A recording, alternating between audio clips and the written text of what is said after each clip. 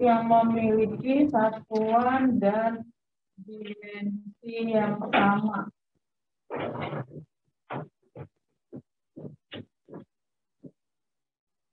Besaran-besaran yang memiliki satuan dan dimensi yang sama, pasangan yang pertama itu adalah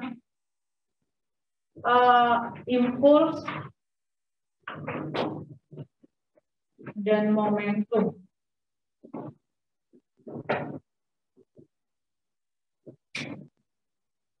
Pasangan yang kedua itu adalah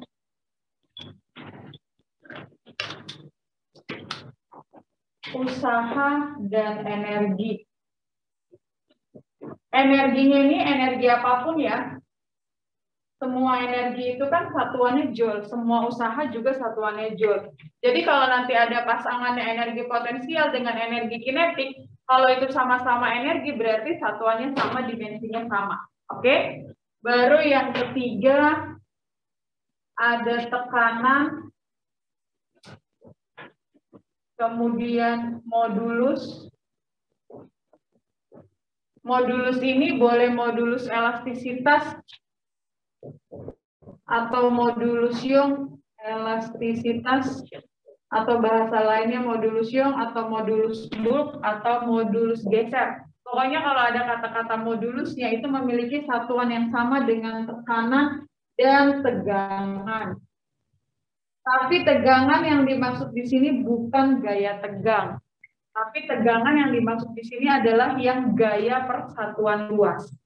Oke, dari sini berarti langsung bisa kita jawab soal nomor 1. Kira-kira jawabannya yang mana? Oh, sorry, satu lagi nih, usaha energi. Ini satu lagi tuh ada, kita hapus usaha energi. Satunya lagi torsi. Atau bahasa lain dari torsi adalah momen gaya. Oke, jadi nomor 1 jawabannya adalah 1 dan 4, yaitu E. Next, sekarang kita ke nomor 2. Kalau kata bahas nomor 2, kita disuruh menentukan dimensi dari potensial listriknya. Yang pertama, dimensi dari potensial listrik. Kalau kakak tulis, kalian ingat-ingat coba. Kira-kira rumus potensial listrik itu bisa kita dapatkan dari mana? Potensial listrik ini yang disimbolkan dengan V, satuannya volt. Paling gampang kakak akan menguraikannya dari rumus energi. Nah, rumus energi yang mana yang bisa kita pakai? Ada rumus energi gini. W sama dengan setengah Q dikalikan dengan V. Kita disuruh cari dimensi ini. Oke. Nah, yang namanya ini usaha atau energi satuannya adalah joule. Kalau udah dibilang dengan satuannya joule, kemudian setengah ini tidak bersatuan, abaikan aja. Kemudian Q ini boleh kita gantikan kan satuannya kolom. Kalau arus itu kan muatan yang mengalir persatuan waktu. Jadi pengertian dari arus itu adalah muatan yang mengalir persatuan waktu. Berarti Q itu adalah I dikalikan dengan T. I-nya ini adalah arus ampere satuannya. T-nya adalah second. Jadi kolom itu setara dengan second. Jadi ini langsung boleh kakak tuliskan. Ampere dikalikan second. Dikalikan dengan kita mau cari dimensi dari ini. Berarti satuannya dari ini. Atau kakak langsung boleh tulis aja gini. V-nya. Berarti dari sini V sama dengan satuannya adalah joule per ampere dikalikan second. Itu baru satuan. Kalau gitu berarti joule-nya kita harus bongkar dulu. Joule itu setara dengan apa? Joule itu setara dengan kilogram meter kuadrat second min 2 per ampere dikalikan second. Dari sini bisa dong kita tuliskan kembali, berarti satuannya apa? Kilogram, meter kuadrat, secondnya pangkat berapa? S1 kan naik jadi minus ya. Jadi second pangkat minus 3, A-nya pangkat minus 1. Udah, sekarang tinggal kita tuliskan dimensinya. Kilogram adalah M besar, meter kuadrat adalah L kuadrat, second pangkat min 3, T min 3, ampere pangkat min 1, ampere simbolnya A aja ya. Berarti A pangkat min 1. Tinggal kalian pilih jawaban yang paling pas yang mana. Ada nggak? Oke. Next, sekarang ke soal nomor 3. Nah, modal untuk bisa menjawab soal nomor 3 itu namanya teori kesetimbangan. Nah, di teori kesetimbangan kita akan fokus cukup ke gini. Fx sama dengan 0, sigma Fy sama dengan 0, dan sigma torsi sama dengan 0. Oke? Nah, soal nomor 3 itu tuh soal UTBK tahun 2019. Oke? Nah, cara mengerjakannya berarti kalian boleh baca dulu soalnya biar kakak gambarkan. Dan ini tuh ada di soal modul.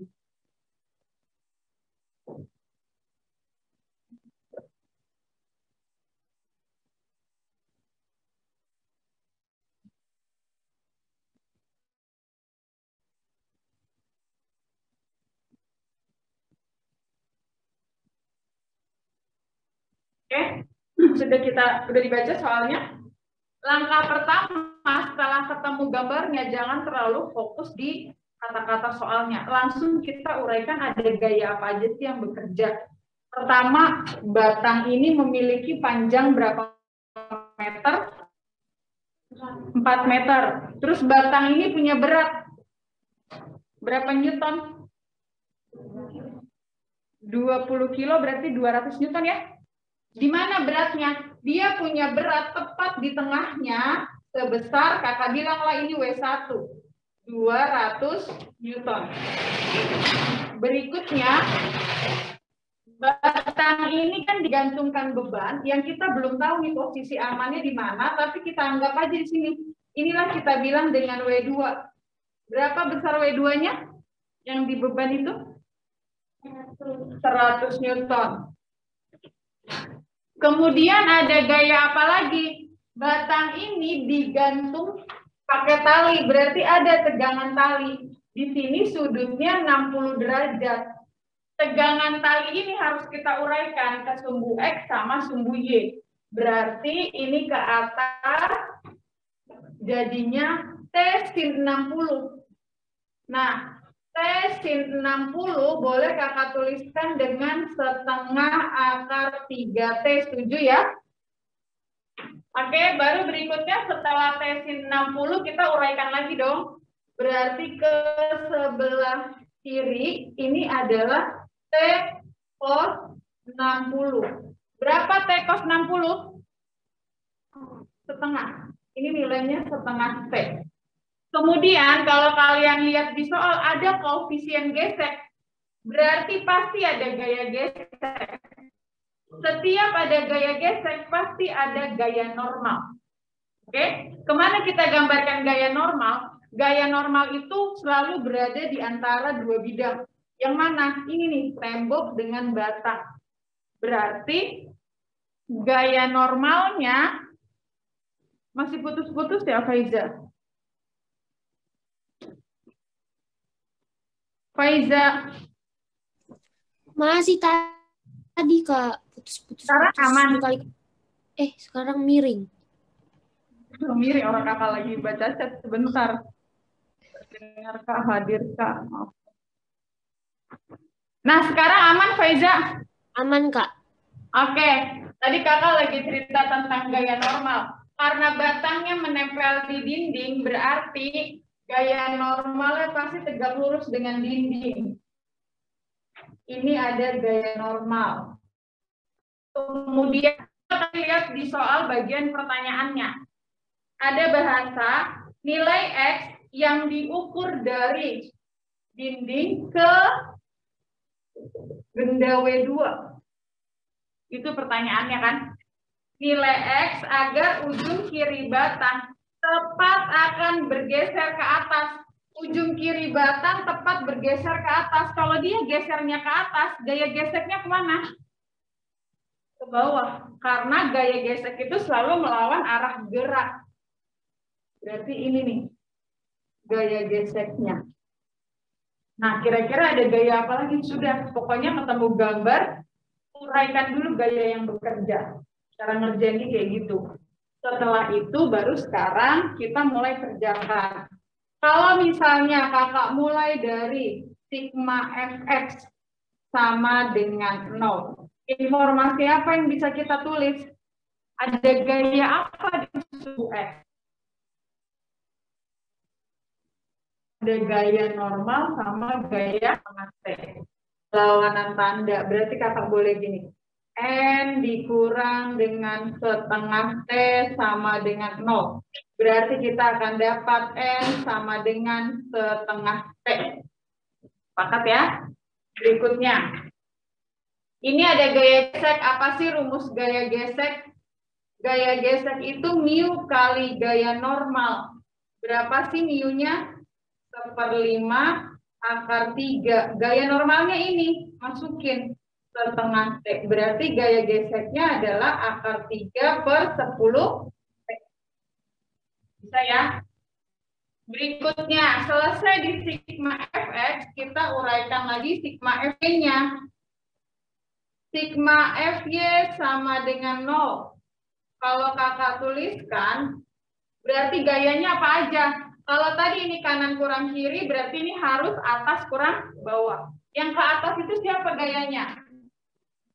T, setengah akar 3T, dikurang gaya gesek, dikurang dengan W1, dikurang W2 sama dengan 0. Oke? Kakak tuliskan lagi deh di bawahnya, tapi kita bongkar.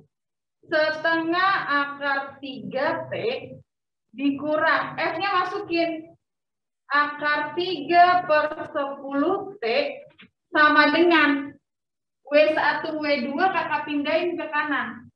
Boleh ya? Ada kok angkanya. Berarti langsung kita jumlahkan jadi 300. Yo, akar 3/2 dikurang akar 3/10. Berapa hasilnya? Sama yang menyebut, per 10. 4/10. 4/10 itu berarti 2/5. 2/5 akar 3T sama dengan 300. Berarti kita boleh dapat nilai T sama dengan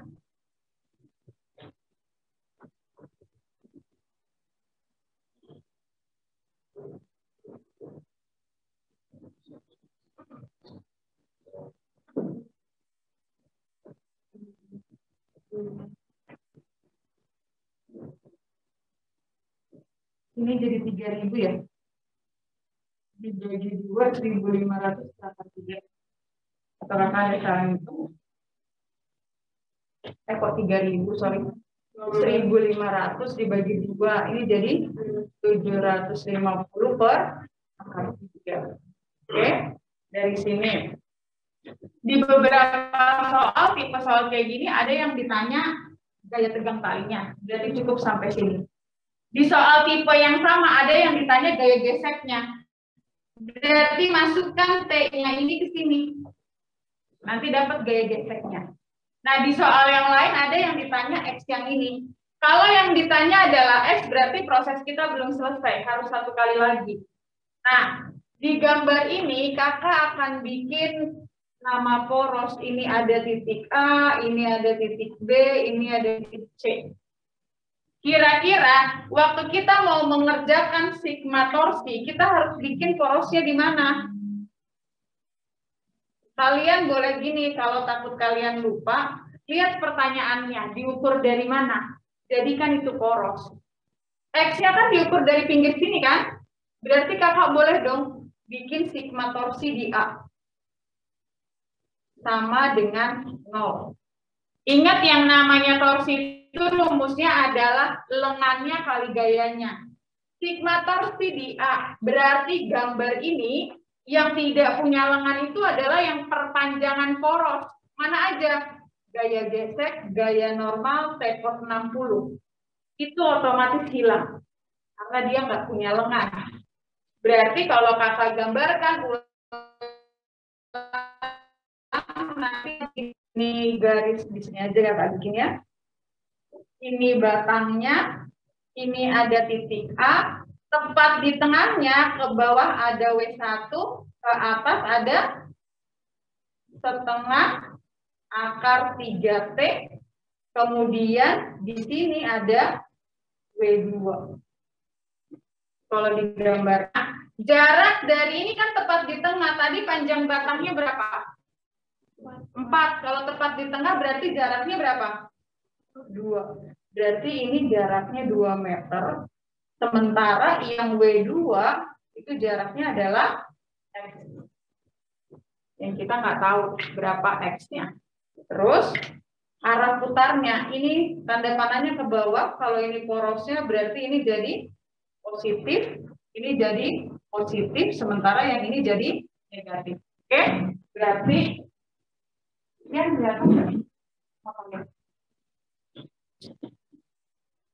berarti dari sini kakak boleh tulis kayak gini persamaan.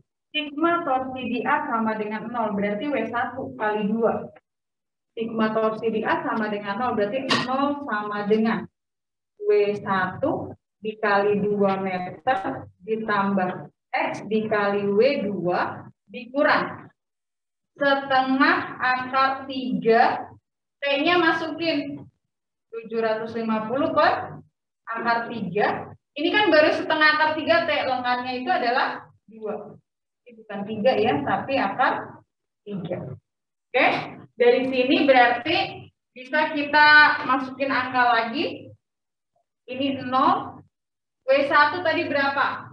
200 kali 2, 400 ditambah 100X ya. Dikurang berapa ya? Akar 3 boleh coret ya. 2 boleh coret ya.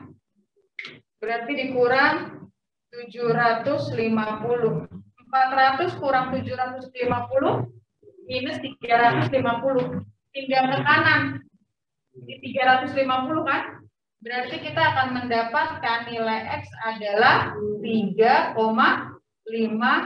meter.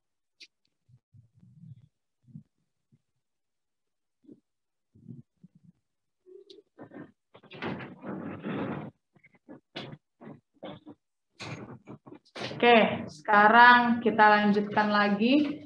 Untuk ini kan nomor 3, sekarang nomor 4. Nomor 4 ini juga setipe dengan soal tryout kita kemarin.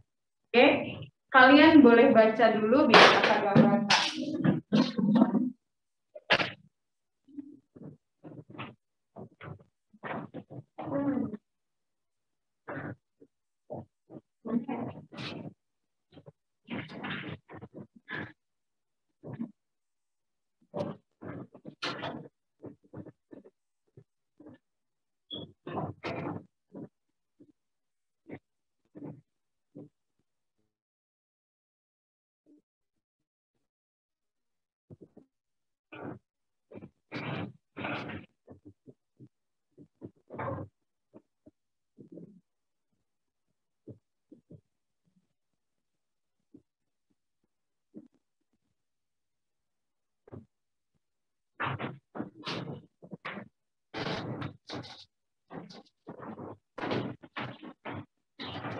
Sudah dibaca? Ya, coba perhatikan lagi kakak menguraikan gaya-gayanya. Pertama, berapa panjang batangnya? 4 meter. Terus, berapa berat batangnya? Ada Berat bebannya sama dengan berat batang. W, ya kan? W yang pertama di mana? Tepat di tengahnya. Ini berat batang. Kita bilang aja W1. W yang kedua, berarti waktu ada bebannya. Kakak boleh ya gambarnya di sebelah sini. Ini tuh sebenarnya ada beban. Terus inilah W2. W2 itu besarnya W. W1 juga kebetulan besarnya adalah W. Terus yang ditanya itu adalah berapa jarak D terhadap benda 2 agar batangnya tidak kemana. Kira-kira gerak batangnya gimana? Kenapa kita harus tahu gerak batangnya? Supaya kita tahu arah gaya geseknya. Langsung kita analis pakai logika kita gini kan katanya dibilang batang ini bisa bertahan gara-gara dinding ini kasar, ya kan? Terus dia diikat di sini. Kalau ditaruh beban semakin ke kiri, berarti kan beratnya di sebelah sini ya. Berarti jatuhnya kemana? Ke bawah. Batang ini geraknya ke bawah. Nah, supaya dia tidak jatuh ke bawah, dia ditahan pakai gaya gesek yang arahnya ke atas. Jadi kita dapat nih gaya geseknya arah ke atas. Gaya normalnya kemana? Ini seperti biasa, tegak normal dengan dinding. Kemudian kita uraikan lagi tegangan talinya. Tapi nggak usah kakak tulis T sin 37. Langsung sin 37 berapa? Berarti ini langsung kakak tulis 3/5 T ya. Yang ke sini langsung 4/5 T. Oke. Yang ditanya jarak D tadi, berarti prosesnya akan sama dong. Yuk kita mulai. Dari sigma Fx sama dengan 0. Sigma Fx sama dengan 0, berarti poin pertama yang akan kita dapatkan adalah N 4/5 T. Ya kan? N dikurang 4/5 T sama dengan 0. Berarti kakak boleh tulis dari sigma Fx sama dengan 0, N-nya adalah 4/5 T. Setuju? Paham ya? Dari sigma Fx sama dengan 0. Kanan kurang kiri sama 0. Lanjut. Kita sudah tahu gaya normal, berarti kita bisa menghitung gaya gesek. Mu kali gaya normal. Berapa mu-nya? Di soal. 0,5 kali 4/5. 2/5 ya? Bingung nggak? Iya, 1/2 kali 2/5. 4 sama 2-nya coret, jadi tinggal 2/5 T. Ini gaya geseknya. Sekarang, dari sigma Fy, atas kurang bawah, berarti kakak tulis berapa? 3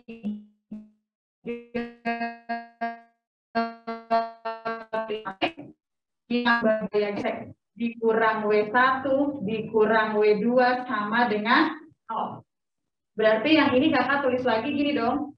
3/5 T ditambah 2/5 T sama dengan, ini boleh pindah ruas ya, 2W. Berarti kita akan mendapatkan T sama dengan, ya enggak? Itu dari sigma Fy. Selesai. Sekarang kita ke sigma torsi. Kita bikin poros di mana? Lihat D-nya ditanya dari mana, kita jadiin aja ini porosnya. Berarti kita akan bikin sigma torsi di A sama dengan 0. Apa aja yang tersisa? W1, W2, dan 3/5 T. Hati-hati masalah jarak. Kalau harus kakak gambar lagi bendanya, berarti dia jadi gini. Ini tepat di tengah, ada W1 yang sebesar W. Berarti kalau ini porosnya di A, jaraknya berapa? Tepat di tengah tadi panjangnya berapa? 4, berarti ini 2 meter ya. Kemudian, ini ada tegangan tali nih ke atas. 3/5 T Berarti jaraknya yang kita pakai harus sampai ke ujung. 4 meter. Terus ada beban lagi di sini yang kita belum tahu.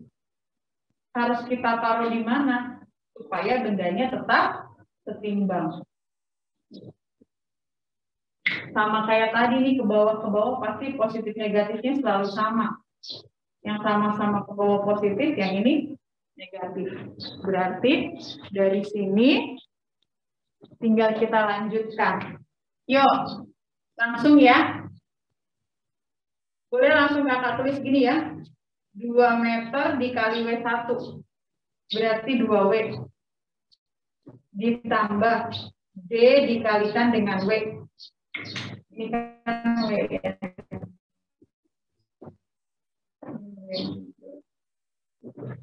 Terus dikurang 4 dikali 3/5 T. T-nya adalah 2W sama dengan 0. Berarti dari sini bisa kita uraikan lagi enggak? Harusnya bisa. Sisain aja yang D kali W sama dengan 4 kali 3, 12, 24. 24/5W dikurang 2W. Semua W boleh hilang ya. 24 bagi 5. Segala sesuatu yang dibagi 5 kali 2 aja atasnya. Kasihin koma. 24 kali 2 kan lebih gampang ya. 48 kasih koma. Berarti ini tuh 4,8. Dikurang 2. Berapa hasilnya? D-nya ini 2,8 meter. Oke. Kalian tidak hanya selesai sampai di sini. Jadi kalau misalnya nanti di soal ternyata pilihan 2,8 nggak ada. Kalian harus gimana? Nah, kalian harus ngalatnya gini. 2,8 meter. Berarti D ini, benda ini harus kita letakkan 2,8 meter dari titik A. Kalau kakak geser ke kiri, boleh nggak? Boleh nggak benda ini kakak geser ke kiri? Tadi tujuannya adalah supaya dia nggak jatuh ke bawah ya. Supaya dia nggak jatuh ke bawah gara-gara berat beban ini kan. Benda ini kalau gitu boleh nggak kakak geser ke kiri? Lebih kecil dari 2,8? Tidak boleh. Berarti jarak ini adalah jarak minimum. Ini adalah jarak minimum dari A yang boleh ditaruh. Kalau lebih dari 2,8 boleh nggak? Boleh. Karena dia tetap setimbang. Jadi nanti di soal, kalau nggak ada jawaban 2,8 yang harus kalian pilih adalah yang lebih besar dari 2,8. Dari mana? Titik setimbangnya. Makanya ada bahasanya cepat akan bergerak. Ada yang mau ditanya nggak sampai sini? Aman. Next, sekarang ke soal nomor 5 dan nomor 6.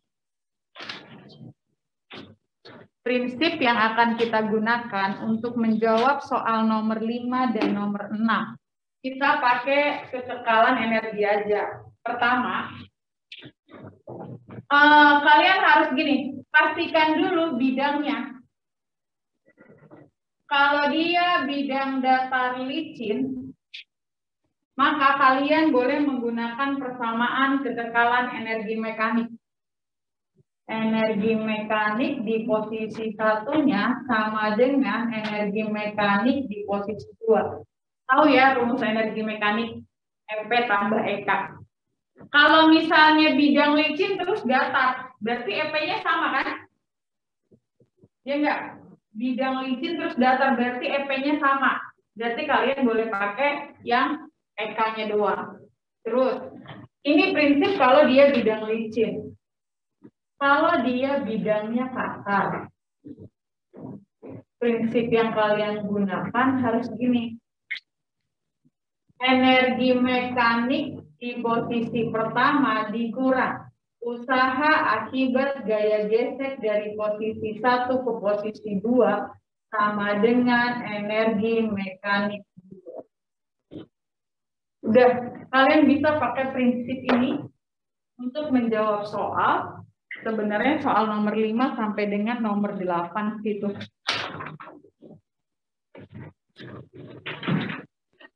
Yuk, sekarang kita analisa soal nomor 5-nya. Sebuah balok bermasa 2 kilo bergerak pada sebuah bidang datar licin dengan kecepatan 1 meter per second.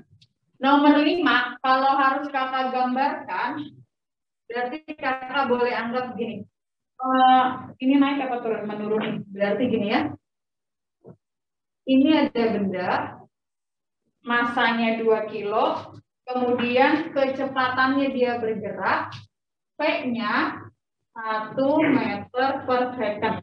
Ini licin. Oke, kemudian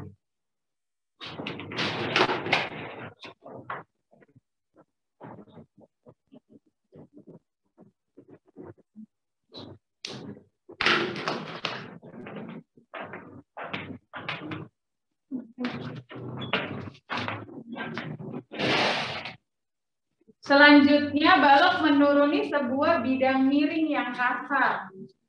Berarti kakak boleh gini ya. Ini bidang miringnya kasar. Ini kasar. Terus kemiringannya 30.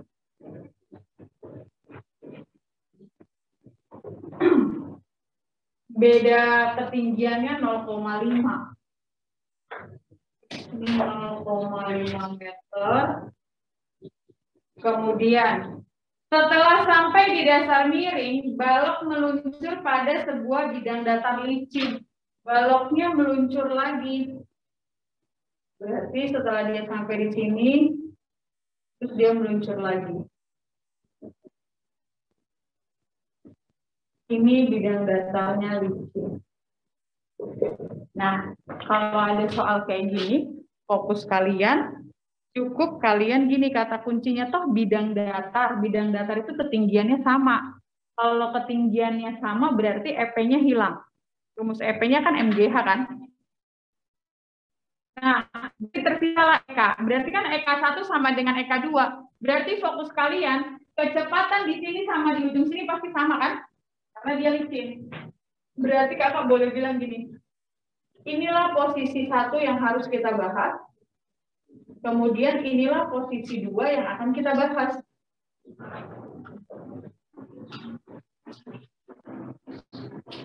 Cukup yang kita analisa pada bidang miringnya aja.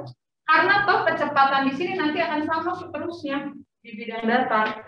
Sama kejadiannya kayak di pertama tadi.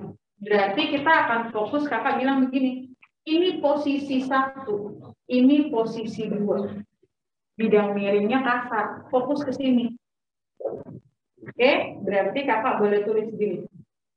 Energi mekanik di posisi 1 sama dengan energi mekanik di, kan kasar ya. Berarti dikurang usaha akibat gaya gesek dari posisi 1 ke 2 sama dengan energi mekanik 2. Nah, sekarang kita bongkar energi mekaniknya. EP dong, MGH kan? Kakak langsung tulis ya. M kali G kali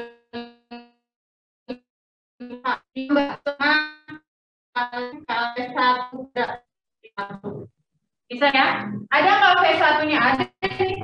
Ini boleh kakak tulis V1-nya 1. H1-nya dia berada pada ketinggian 0,5 meter. Dikurang, apa sih rumus gaya gesek? Rumus usaha akibat gaya gesek? Gaya geseknya kali jarak tempuhnya. Jarak tempuhnya itu adalah panjang bidang miringnya. Berarti kakak boleh tulis gini, panjang bidang miringnya anggap aja lah S. Kakak tulisnya X. Sama dengan energi mekanik 2 tuh di bawah. Berarti yang bilang EP atau EK? Kalau di bawah. Kan bukunya dari bawah, berarti EP-nya hilang ya. Tinggal EK, berarti di sini setengah MP2 kuadrat. Ini yang kita cari. Ini semua datanya udah ada. Sekarang tinggal masukin aja. Berapa masanya tadi? Di soal nggak? 2. G-nya 10. H-nya setengah. Ditambah setengah, dikali 2, dikali 1 kuadrat. Dikurang berapa F-nya? 7. X-nya? Berapa X-nya? Sin 30 kan sama dengan H per X ya. Berarti X sama dengan 0,5 dibagi sin 30, benar nggak? Sin 30 0,5 juga kan? Paham nggak? Berarti 1 sama dengan setengah, M-nya 2, P2 kuadrat. Yuk eksekusi jadi berapa nih? Coret. 10 tambah 1, 11 kan? Kurang 7. Jadi 4 sama dengan P2 kuadrat, berarti P2-nya 2. Ada yang mau ditanya enggak?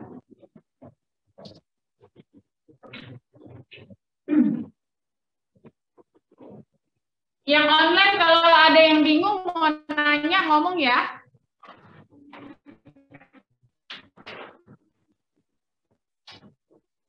Nah, nomor 6 lebih gampang lagi.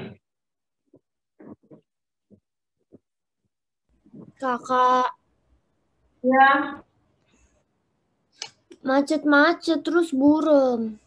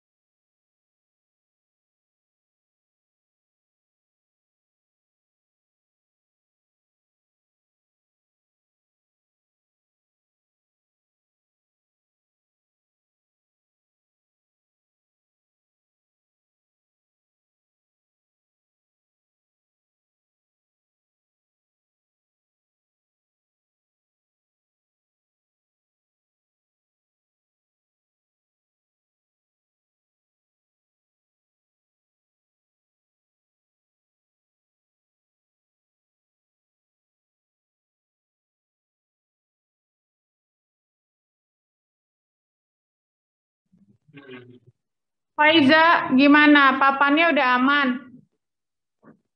Masih buram, Kak. Coba tunggu sebentar lagi. Saya enggak, Kak, aman saya. Itu Fahri aman. Udah tadi buram. Oh, soalnya tadi wifi-nya kakak matiin dulu sebentar, baru kakak nyalain lagi. Sekarang udah aman? Aman, Fai? Udah, Kak, aman. Oke. Lanjut lagi ke nomor 6.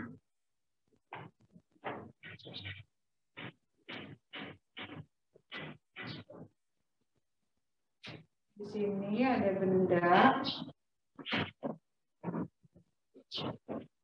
Terus di sini katanya titik A, ini titik B, ini titik C.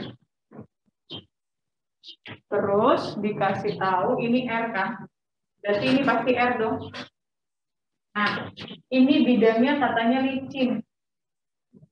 Ini yang kasar. Berarti dari bidang yang licin dengan memanfaatkan energi mekanik di A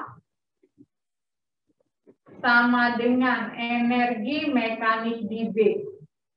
Di A ini meluncur, berarti VA-nya pasti 0. Sementara HA-nya itu adalah R. Terus di sini di titik B, HB-nya ya 0. PB-nya kita cari kan? Berarti boleh nggak langsung kakak tulis begini? Yang tersisa EPA. EPA sama dengan EKB. Setuju nggak? EPA berarti M kali G kali HA. EKB berarti setengah M PB kuadrat. M-nya coret ya. Berarti kita akan mendapatkan PB kuadrat sama dengan 2 dikali G dikali dengan HA. 2 kali G kali dengan HA ini adalah 2G R. Bisa ya? Karena HA-nya itu adalah R. Sekarang di bidang yang kasar, B sama C. Berarti kakak boleh tulis gini. B sama C kan ketinggiannya sama. Berarti HC kan pasti 0. Ya enggak? Berarti enggak ada rumus EP. Langsung kita pakainya EK. Jadi di B ini yang kasar, kakak boleh tulis gini.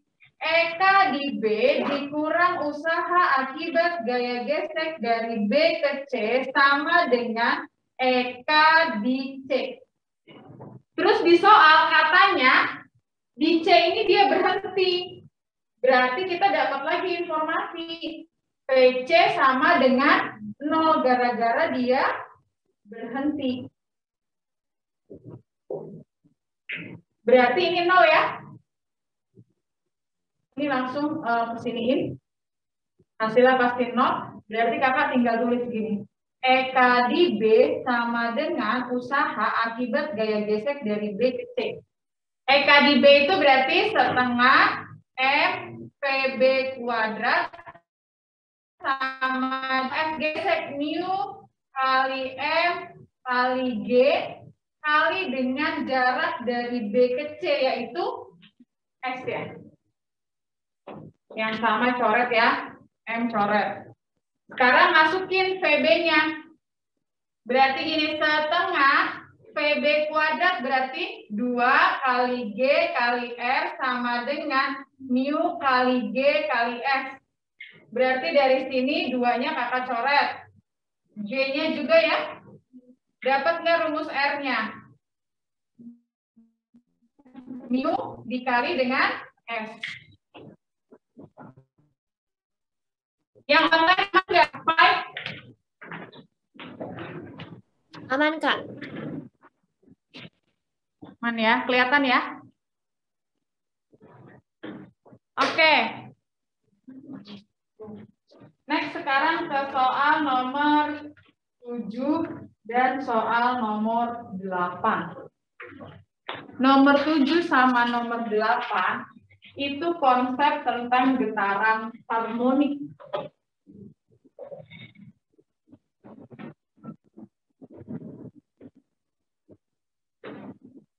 Nah, di getaran harmonik ini prinsipnya cuma gini.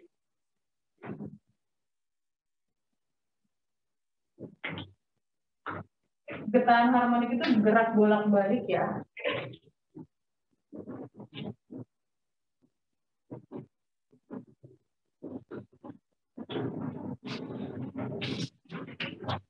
Misal, ini adalah titik O. Titik O ini adalah titik setimbang. Kemudian, benda di titik O ini kakak tarik ke kanan. Kakak tarik ke kanan, sampailah dia di titik P. Kemudian setelah ini bendanya kakak tarik ke kanan, sampai di titik P, kemudian kakak lepas. Waktu kakak lepas, berarti dia akan bergerak ke O, terus dia memendek, ya nggak? Dapat logikanya ya? Anggaplah dia memendek sampai segini. Inilah titik. Seandainya kakak kasih informasi gini, jarak dari O ke P adalah A. Jarak dari O ke Q adalah B.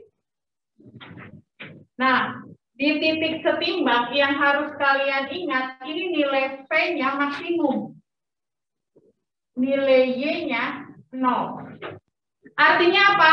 Berarti dari sini Vmax itu menunjukkan kalau energi kinetiknya maksimum, Y sama dengan 0 berarti menunjukkan kalau EPDO itu 0. Oke? Berikutnya.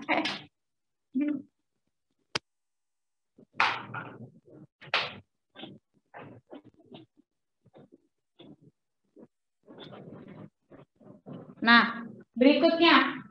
Sekarang yang di titik P. Titik P ini adalah titik terjauh. Titik terjauh di sebelah kanan. Berarti informasi yang harus kalian ingat, di titik P ini adalah Y-nya maksimum.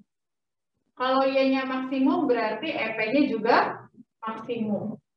Sementara V-nya yang 0. Ini menunjukkan EK-nya juga bernilai 0. Kemudian di titik Q sama kondisinya dengan titik P, hanya dia di bagian sebelah kiri. Ini juga titik terjauh. Kata kuncinya berarti di sini G-max. Ada berarti EP-nya juga bernilai maksimum. Kemudian V-nya 0 berarti EK-nya 0. Terus kalau misalnya ada titik lagi di sini, di titik R. Titik R ini titik yang komplit ya. Ada EP sama EK. Nah, sekarang kita analisa lagi. Prinsipnya gini. Kalau bidangnya licin, yang harus kalian ingat tanpa memandang yang R ini dulu deh. A sama B pasti sama. Artinya gini, kalau kakak tarik ini 4 meter, ketika dia memendek, jarak dari titik setimbang ke sini juga 4 meter. Oke? Kalau dia licin. Berarti jarak A sama B sama. Kemudian prinsip yang harus kalian ingat lagi gini. Energi mekanik di P sama dengan energi mekanik di O sama dengan energi mekanik di Q. Energi mekanik di P, EP tambah EK. EK-nya 0, berarti ini ganti dengan EP max. Energi mekanik di O, EP-nya 0, berarti ganti dengan EK max. Energi mekanik di Q, berarti yang tersisa tinggal EP max. Di Q, ini di P, ini di O, ini di Q. Oke? Terus, energi potensial di sini, kalian harus ingat rumusnya ya. Ini bukan MGH, tapi setengah KY kuadrat. Kalau EK-nya sama, setengah MC kuadrat. Itu kalau kasus di bidang licin. Selanjutnya, Kalau misalnya di bidang yang kasar. Kalau di bidang yang kasar berarti kita boleh jawabnya pakai logika gini. Kalau ini kakak tarik sejauh A, terus kakak lepaskan. Mungkin nggak kalau misalkan titik B-nya lebih besar dari A. Ini bidangnya kasar. Kalau bidang kasar berarti logikanya semakin ke kiri, semakin pendek jaraknya. Paham nggak? Karena dihambat oleh gaya geseknya kan? Karena bidangnya kasar. Berarti dari logikanya gini, kalau ini kakak tarik ke A, jelas dong A pasti lebih besar dari B. Ya kan? Tapi kalau benda ini kakak tekan, berarti B pasti lebih besar dari A. Berarti kalau dia kasar, kakak boleh tulis gini, A itu tidak sama dengan jarak B. Kalau dia ditarik, berarti A pasti lebih besar dari B. Kemudian, untuk rumusnya, kalian jadi begini. Kalau kalian mau menghitung energi mekanik, kalau dimulai dari P, tentu saja di sini paling besar energinya. Karena semakin ke kiri, semakin berkurang. Kan dia kasar. Jadi gini, energi mekanik di P dikurang dengan usaha akibat gaya gesek. Dari P, kalian mau tinjau yang mana? Misalkan ke O. Ya udah, berarti sama dengan di sininya energi mekanik di O. Jadi kalau dari P ke O berarti yang di sininya P, di sininya O. Terus kalau energi mekanik di O dikurang usaha akibat gaya gesek dari O ke Q berarti ini jadi energi mekanik di Q. Energi mekanik paling besar di P, habis itu di O, habis itu di Q. Di Q paling kecil. Terakhir, antara P dengan Q, berarti boleh gini, energi mekanik di P dikurang. Usaha akibat gaya gesek dari P ke Q, berarti di sini sama dengan energi mekanik di Q. Ingat ya, tersisa di P hanya EP, yang tersisa di Q juga EP, yang tersisa di O adalah EK. Sekarang, dengan konsep yang ini, yuk kita jawab nomor 7 dan 8.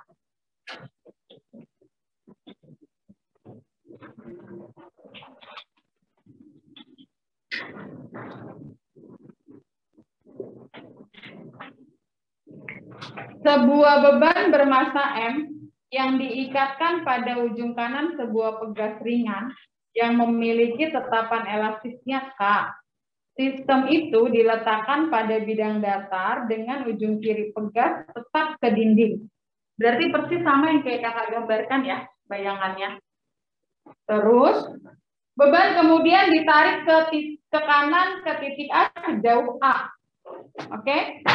Berarti dia P-nya ganti dengan A. Kemudian dilepas. Beban bergerak melewati titik timbang dan berhenti sesaat sejauh B. Di sebelah kiri titik seimbang. Andaikanlah lantai kasar dan bekerja gaya gesek yang tetap sebesar F, maka B sama dengan, pertama, kita sudah bisa mengeliminasi. Soal nomor 7, sudah jelas pasti B-nya lebih kecil dari A, ya enggak? Berarti rumus B itu nanti pasti jadi A dikurang. Paham enggak? Jadi kira-kira jawabannya yang mana? Yang mana yang bisa kita eliminasi? A, betul. Mana lagi? C, betul. Dan E. Itu bisa kita eliminasi. Jadi jawaban kita tinggal bola sama dadu. Oke? Cara ngerjainnya gimana? Ya udah, informasi yang ada kan hanya A sama B, benar nggak? A sama B berarti berkaitan dengan jarak. Maka kalian cukup memakai persamaan ini. Berarti kakak boleh tulis gini, energi mekanik di P menjadi energi potensial di titik A kan? Dikurang usaha akibat gaya gesek dari A ke B sama dengan energi potensial di B. Tinggal kita bongkar persamaan. EP di A itu berarti setengah dikali A kecil di kuadrat. Karena simpanan itu jadi A. Dikurang F. Jarak dari A ke B. Dari titik A ke titik B. Berarti dia A tambah B. sama dengan setengah KB kuadrat. Sampai di sini ada yang bingung nggak? Ini EPA, ini EPB, ini usaha akibat gaya gesek dari titik A ke B. Kakak boleh pindah ruas ya. Yang ini kakak pindahin ke kanan, yang ini kakak pindah ke kiri. Tapi kakak nulisnya langsung begini. Setengah K dalam kurung A kuadrat dikurang B kuadrat sama dengan F A tambah B. Kalau A kuadrat kurang B kuadrat bisa dibikin gimana ya? Yang persamaan matematika.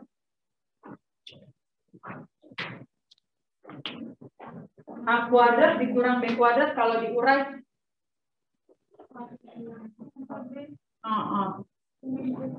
A plus B dikali dengan A min B sama dengan F A plus B.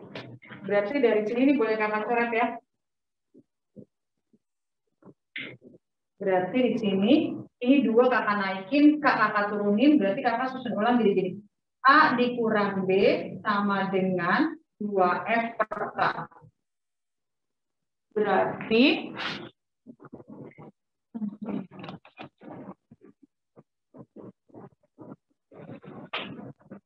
Berarti dari sini B sama dengan A dikurang 2F per K. Boleh dilihat-lihat dulu mana yang mau ditanya.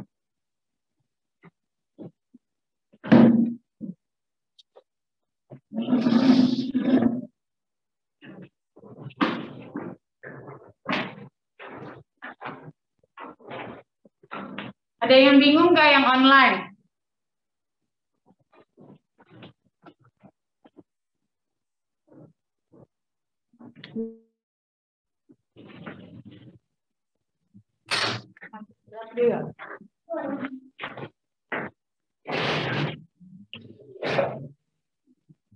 Yang ngantuk itu udah berat nih.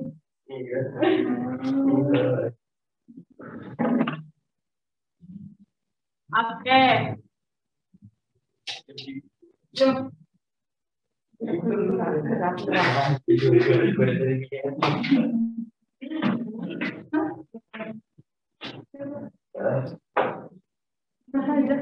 Lu ngomong Inggris ya?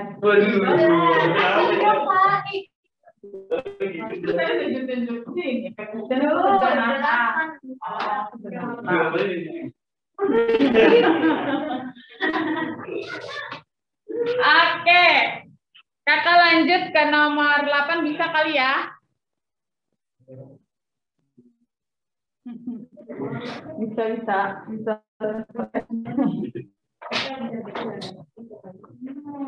Nomor 8. Iya, itu juga udah gua khawatirkan. Gue juga kaget. Cuman kan karena minggu ini kan besok libur, hari Selasa. Libur ya. Kan ini mulai tanggal merah. Kan kakak udah share di grup jadwal. Terus hari Kamis kalian seminar. Seminar. Belum tahu. Dan itu sistemnya online atau offline kakak masih belum tahu kan. Kita baru ratakan hari Kamis. Enggak, konten sebelumnya offline kok.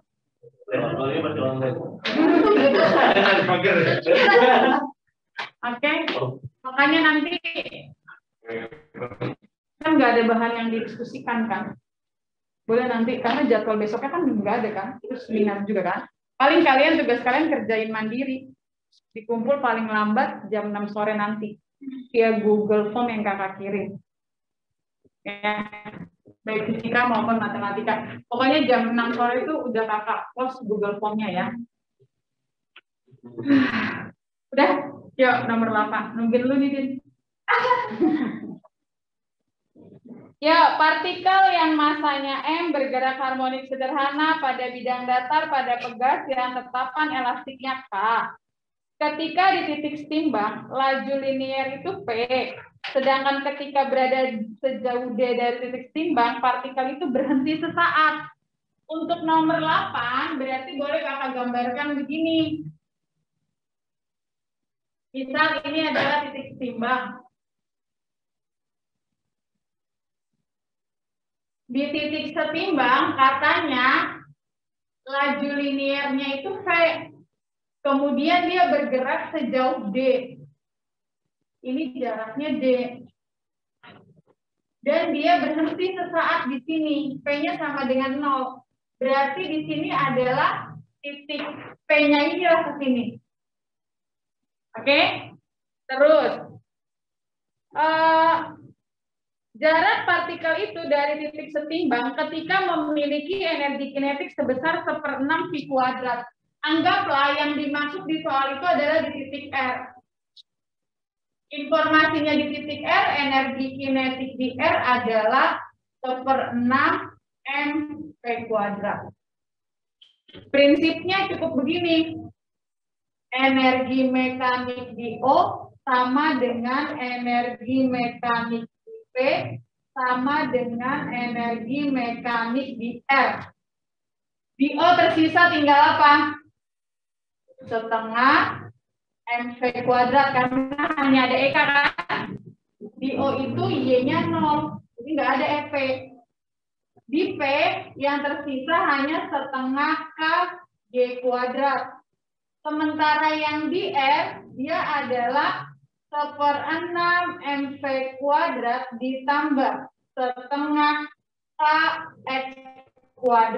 Y yang ini kakak ganti dengan D karena dia bilang jaraknya D. Yang dicari adalah X yang ini. Nah, dari persamaan yang ini, kita akan dapat informasi kalau mv² itu setara dengan kd². Setuju ya? Kakak pakai persamaan yang ini sama ini. Berikutnya kakak pakai gini. Setengah kd² sama dengan 1/6 mv² ditambah setengah kx². Kakak boleh dong ganti ini ke sini. Boleh ya? Berarti setengah kd². Langsung pindah ruas boleh ya? 1/6 kd² sama dengan kx². Kita hilangkan. Setengah kurang 1/6 berapa ya?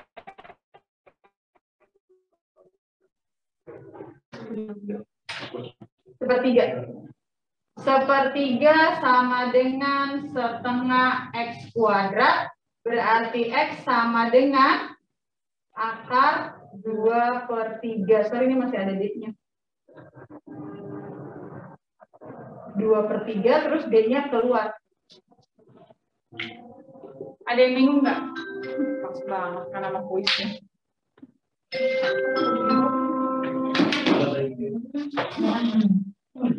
Minimal kerjakan soal kuis untuk materi yang sudah kakak ajarkan dan tolong tembak untuk materi yang belum kakak ajarkan. Ya.